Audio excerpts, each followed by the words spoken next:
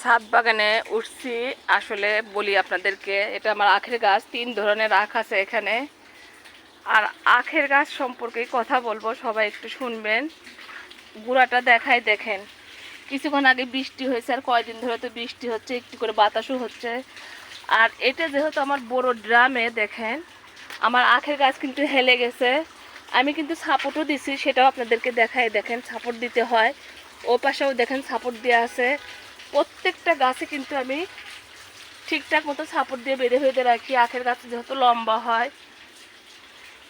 3 ধরনের আখ আমার ছাদ বাগানে।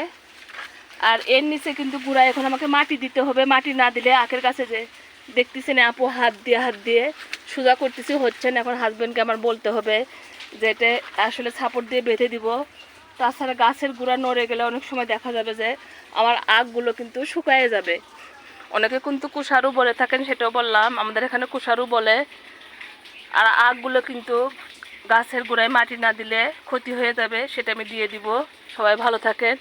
এভাবেই কিন্তু আমি গাছের পরিচর্যা করে থাকি। আল্লাহ হাফেজ।